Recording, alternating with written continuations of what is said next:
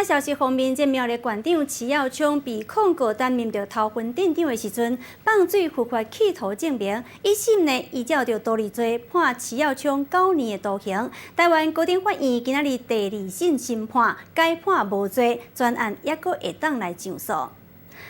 另外呢，这个同款是上新的消息哦，这是伊讲呢敲破玻璃门好心的头家决定无要来甲伊追究哦。这是伫个顶礼拜五南投有一个外籍的劳工入去公司摕这钢槌仔的时阵哦，甲同事呢小可开讲一个，一个月头哦，这钢槌仔呢煞拄去敲着强化玻璃的门哦，当场呢就敲只变做是蜘蛛网的形，也阁有发出着这哔哔哔哔的声音，甲现场所有人拢惊一跳。不过事后呢，这头家返去公司看到。认为讲这安全上无问题哦，就体谅到这个外籍劳工无能力来负担到这笔维修的费用，佮再加上伊的朋友讲，咱伫咧讲趁钱的利润，玻璃必顺，台语嘛是叫做利润，所以共款是一个好彩头，因此就决定讲唔免一赔。